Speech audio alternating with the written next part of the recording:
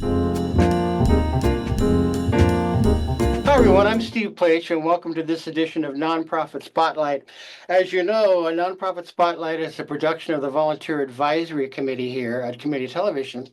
And every edition, we highlight nonprofit or foundation doing wonderful work in the county of Santa Cruz. And today, we are very, very pleased to have and I will get it all right, the Santa Cruz County Animal Shelter Foundation, as well as someone from the shelter itself. Welcome Trinh-Halperin and Amber Rowland to the show. How are you? Good. Good. Glad to, Very very well, thanks. very happy to have you. This is we were talking earlier. It's just such wonderful work. I don't know that there's anything. I volunteered in Santa Cruz County in any number of things, but I don't think it's anything more gratifying than working with the shelter and doing the work that you do. So, we're really delighted to have you. So now, tell us a little bit now about yourself and how you got involved with the foundation. Sure. I have been involved with nonprofit management and public administration work for about 30 years, and my former nonprofit was Positive Discipline Community Resources, another regional Central Coast service organization, which was founded by Jane Weed Pomerantz, Santa Cruz's former Oh mayor. my gosh. Absolutely, yeah. Love that. I've had a chance to be in this community for many, many years, and I'm just really grateful for the amount of people who care about what's happening in our community. And as it relates to the animal shelter, I've been a volunteer for about 13, 14 years now. And the foundation has been part of my life. I sat on the board of directors for the last 5 years. And we got to a point where we just felt that there was a great need to educate and inform people about the amazing and important work of the animal shelter. And so our board of directors made a bold decision to hire our first staff person. And so I started as executive director back in August. And I have the pleasure of working really closely with Amber and the incredible staff at the shelter and the many volunteers who power the operations in giving the animals compassionate care and finding what we hope will be forever loving, safe homes for them. So that's a little bit about how I intersected into the world of the animal shelter. And I'm really just happy to share the information about the foundation and what we do. In support. We do a lot of fundraising, advocacy, and community outreach work, and we've been around since 2008. So we Oh, want to wonderful. continue, Yeah. yeah, want to continue to do this for a long, long time to come. Yeah. And I know that there's always kind of a vacuum of funds between, what you would like to do and what really needs to be done. But I'll read a little bit from your website. It said the goal of the foundation is to step in and fill that void, that fundraising void. We want to ensure that the shelter will have a steady source of private funding to provide program stability and expansion of proven preventive outreach. So that's just wonderful. Amber, now you are actually at the shelter. So remind me of you. You are an active member. You're a title. You have a title there. I do. I do have a title there. I am the general manager for the Santa Cruz Wonderful. County Animal Shelter. So I'm the boss basically. And the Santa Cruz County Animal Shelter is actually, the county is sort of our umbrella organization.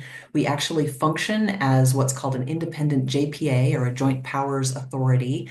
And that means that we basically, our animal control officers have jurisdiction throughout the entire county of Santa Cruz.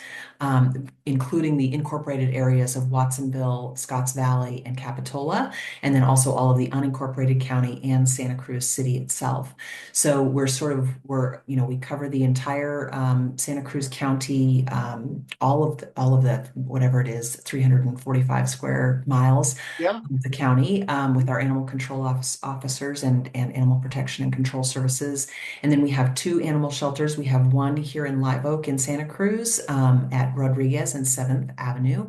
And then we have a second shelter in Watsonville on Airport Boulevard. So with those two shelters, we provide sheltering services to animals and animals in need, and then we also provide adoption services. So we always have a wonderful assortment of animals available for adoption, and that's probably the most important message to make sure we get out to people is that we always have wonderful pets to be adopted, and we also serve as the lost and found for animals. So that's something that a lot of folks may not be aware of, that is one of the functions that we have. We serve as the lost and found. So if your pet goes missing, it's very important to search your neighborhood. It's very important to put up flyers and to post on social media, but it's also super important to check at the local shelter to see if anyone's brought your pet in. So we lost and found services, and then we also do lots of extra stuff. We shelter animals when a person is in the hospital and doesn't have anybody to care for their pet. Or if someone is incarcerated, if they get picked up because of something that happened, and they have a pet with them, then the pet will come to stay with us for a few days. So there's a whole range of services that we provide, and of course, our animal control officers also investigate cases of neglect or cruelty.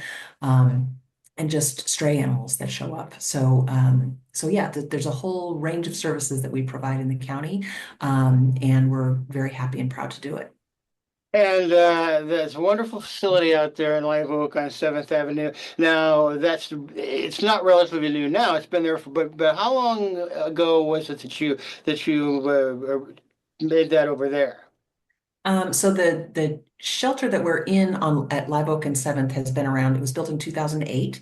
Oh, really? Okay. Yeah, and I've been it was the Humane Society prior to that, is my understanding. I've only been with the shelter for 2 years now. I've worked in animal sheltering for about 20 years, 22 years now, and off and on. Came from Austin, Texas about 2 years ago to take this position to try to help the shelter moving forward. And you touched upon this really broad range of services and needs for people, but that takes money to be able to do that. So now, how do we make sure that they've got enough money to be able to continue this wonderful work? Well, we work with a wide array of different partners and individuals to make this work happen at the shelter. And it's in coordination with Amber. We try to identify the priorities of what the shelter needs might be at any given moment. That is the beauty of the nonprofit 501c3 that we operate separately. We can pivot a little bit more quickly. If there's a situation that comes up, we can help direct funds as needed. We are focused on, as you had mentioned, looking at our website on prevention and some proactive measures that help prevent the pipeline of accidental puppies and kittens that come through, or perhaps a situation where people might feel the need to surrender their animal because they financially may not be able to afford having an animal as part of their family anymore. So some of the programs that we fund, such as Planned Pethood, our low-cost spay-neuter clinics, and the Healthy Pets for All clinic. It's a vaccine clinic that's also offered monthly. Those are funded very often by grants and by private donations. And so that is definitely one of the key ways that if someone is interested in supporting the shelter and the foundation, they can go to our website and they can make a donation to any of those funds, the programs that we talked about. Oh, okay. There's an extra mile fund as well for extraordinary medical needs for some of the animals that come in with injuries or with illness that need to have some care and attention that is beyond our clinical staff capacity. And so there are a lot of different doorways and pathways that people can enter through. There's, certainly a value for time and talent. So again, we talked about volunteer hours. The foundation's board of directors is all volunteer driven, and they do countless hours of service, and whether that's helping with our website and creating marketing materials to having tabling at events and doing outreach with business partnerships that are also doing fundraising for us. That is really driven by the board of directors who I have the pleasure of working with to run the foundation. And then there's also just the talent of in-kind services as well. We've been working with a wonderful company called Brilliant Cut Studios, and they produce several of our short videos that Oh talk my. about Planned Parenthood, that talk about how to donate to the shelter and the foundation. So it really takes a village. I say to everyone I meet, there's always an opportunity to plug in some way, shape, or form. And like you said, it does take dollars. At the end of the day, the donations and the financial gifts helps us to be able to direct the resources to the place of most urgent need. And so, we're grateful for our community in doing that anytime. So if the folks do want, with people who are being watching this show now and in the future, they can go to the website and remind us of that website address. Sure, it is scanimalshelterfoundation.org. Wonderful. So Santa Cruz Animal Shelter And I had, Foundation is, yeah, and I had an opportunity to go on the website, of course, to prepare a little bit for the show, to be a complete knucklehead when I come on here and interview very interesting, committed people. But there's just a range of ways to be able to donate. And we'll talk about those in a few minutes. But Amber, back to the operation of the shelter itself. Do you collaborate with the foundation board when you talk about establishing priorities about what you think are the most important programs that really need to be funded now, or that the dollars need to go to on a priority basis? Yeah, I mean, Na and I work together a lot, and she's probably sick of me already. But the shelter operates basically on about a $6 million budget. Mm. Only about 2/3 of that is paid for by the support from our local municipal jurisdictions. Okay. And so there's a defined gap. So the municipal funding that we receive makes up about 2/3 of our funding, and that mostly covers our staffing needs, to pay for salaries and benefits for our staff, which is a amazing, dedicated staff. I should say, yeah. Yeah, and then also the facilities needs and the fleet needs and those kind of things, just the daily operations and the food and medication for the animals is a huge expense every single year. So the additional monies that makes up the rest of that $6 million budget has to come from somewhere, and those monies tend to be directed. We mostly direct those toward either one-time facilities type costs. If we need to make some kind of an improvement to the facilities, the foundation helped us recently to put new fencing in for Oh some my. of our dog yards to make them more secure, and enlarge one of the yards. So, and then we're also working together to make some improvements at the Watsonville shelter to hopefully improve our storage area, our outdoor storage area, and our dog exercise yards at the Watsonville facility. And so it's those kinds of needs, but largely for a day-to-day needs, the Extra Mile Fund and the Planned Parenthood Fund that the foundation run help us to do our preventative programs and also Healthy Pets for All. So those are the Healthy Pets for All is a free vaccination program that we run in the community to try to make sure that pet owners can afford to get the core vaccinations that their pets need, so that we don't have disease spreading throughout the community. And then the Planned Parenthood Fund is specifically aimed at providing low cost spay neuter services out in the community. So we have a clinic in the shelter that does spay neuter for all of the animals that come through the shelter that actually, need to be adopted, that need a new home and come through and need to be adopted. So our clinic facility does that, but then there's lots of people out in the community who cannot afford the usual fees that you would have to pay at a private veterinary clinic. So we have a wonderful low cost spay neuter clinic called FOAS, Friends of Watsonville Animal Shelter, that does great preventative work. But there's more demand than that out there for low cost spay neuter services. So the Planned Parenthood Fund allows us to do some surgeries in our shelter when we have capacity to do that, but mostly it allows us to bring in an organization we've been working with called Animal Balance and do some big community clinics. So we just had one of those clinics. We're doing 3 clinics in 2025. And during those clinics, they go over 3 days and we get 200 animals spayed or neutered, dogs or cats spayed or neutered. So at low cost to their owners. So those are the kinds of things that the foundation allows our shelter to do. And that's extremely important for the community because when our shelter is at capacity or over capacity, that costs taxpayers more money, right? And so the preventative issues, the preventative work that we do is extremely important to allow the shelter to operate at its best and most efficient capacities. And if we can't do if we can't do that preventative work, we end up with overcrowding. We end up with lots of strays running around in the streets, not getting the care that they need. So it's a vital partnership that we have with our foundation to make sure we meet the needs of the community. And that just highlights, some of the different services and programs you have. Now, you mentioned that people can donate and, of course, go to the website, and there's a whole range of ways in which you can do that. But some of you can direct some of your donation to a particular program, if you like. Yeah, there Right. are there are so many ways to donate, right? You can donate directly to the foundation, and there are a number of specific programs that you can donate towards. So the Planned Parenthood Fund, or to the Extra Mile Fund. The Extra Mile Fund is Na referred to earlier, and that has to do with allowing us to provide additional services to animals that come in. So an example is this: there's a beautiful little Lynx Point Siamese cat that came in the other day. She has something, we think she was hit by a car.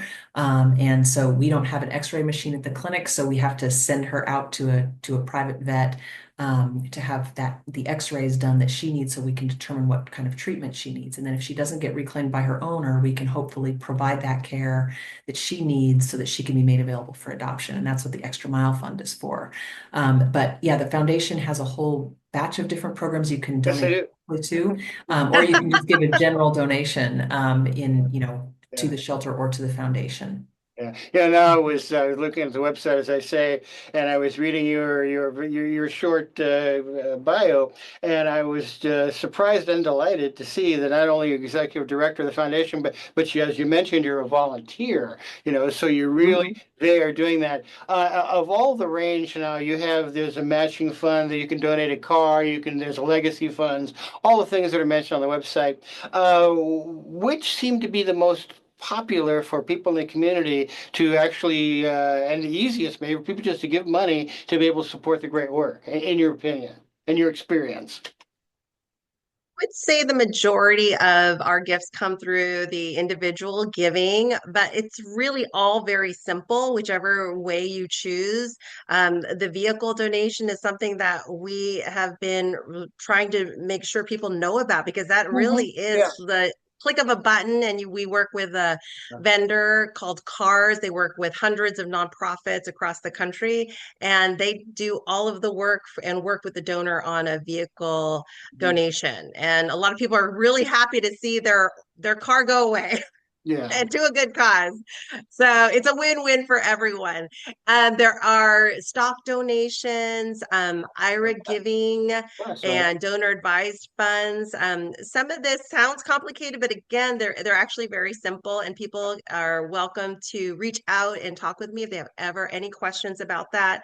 We are also really blessed with folks that do legacy giving, and legacy giving means honoring and supporting this work long after, kind of into perpetuity. Someone can leave a bequest and provide us with resources that will continue to give on for a long, long time and to support the animals. And so again, that is something that people can add to their will or their trust. And if anybody needs any guidance around that, I can certainly help direct them with a little bit of information on that. But yes, I'm in conversation most every day with donors. We also have a lot of events. That's also another really wonderful way of giving and showing up and building community, because I think that is really part of also something we value and recognize is that alongside with the financial resources, we have a lot of wonderful community resources. And the more that we have education and engagement with people in our community, we have the power to transform our community culture and to bring more people around the message of animal welfare. And the idea of what the shelter is doing is to take the approach of being a socially conscious shelter. And that means taking care of our animals in the best ways possible. And that takes a whole village of people. And the more that we can promote adoption and spay and neuter, I mean, these are all really important ways of educating our community and wrapping our heads around how do we solve this problem of animal overpopulation and animal suffering for the long term, because we can't just keep, sorry for the metaphor, chasing our tails around these short-term band-aid approaches. And so the more we have people involved, engaged, reaching out, I'm happy to answer questions, whether it's about a financial donation or about just getting involved. Yeah, and I know one of the more popular and effective ways for people to be able to give is just to sign up for a monthly donation of some kind that just moves forward, and then you don't really have to think about it. It's just, you're just giving. I love it, Steve. You know all about the recurring donations. Yes, yes. I'm going to have you come and help me start fundraising, I think. Okay, we'll do. You're absolutely correct. That is a easy, low maintenance, no maintenance way of just knowing that every month or every year, you can set it up every 3 months, and that it's really convenient and you don't have to think about it. You just trust and know that the resources are going to the county's most vulnerable animals. Yeah. And Amber, as with a lot of organizations, their effectiveness is determined by the number of volunteers and volunteer hours you have. And certainly animal shelter is one of the primary places for people to go and volunteer some hours. Can they do that through your individual website? They can come by the shelter? Or how can they do that if people are interested in doing this? Just terrific. Every time I go see people, walking dogs, stuff like that, I think, or any animal, or having a cat out or something. It's just heartwarming, and it's the way that our community it reflects our values. But how would people do that if they wanted to? Yeah, we try to make getting engaged as a volunteer as simple as possible. Our website is scanimalshelter.org, just so it's Simple. just the Yeah, same as there the you go. foundations, just without the foundation in there. Okay, there you So go. scanimalshelter.org, and there's information there about enrolling as a volunteer. And you go through a simple orientation that can either be in person or remote. And it's about a 45-minute orientation, and then you can start training to become a volunteer with a certain species of animal, or get involved in the helping with the administrative work or some of the outreach work, or even our landscaping. We have a wonderful, amazing group of volunteers led by Phyllis, who runs our green team, and Phyllis, they there you take go. care of our grounds. So and work very hard to maintain the grounds to make them look welcoming and comfortable and safe for the animals and people, and good looking. So it's not a dark and dreary place to come and visit at all. It's a beautiful gardens around the shelters. So people can get involved in lots of different ways. If you're a cat person, you can become a cat volunteer. If you're a dog person, you can become a dog volunteer. If you are a guinea pig person, you can come and work with our guinea pigs and or rabbits. So in fact, we just had somebody contact us yesterday asking if she could possibly be a foster for invertebrate animals. So she wants to be called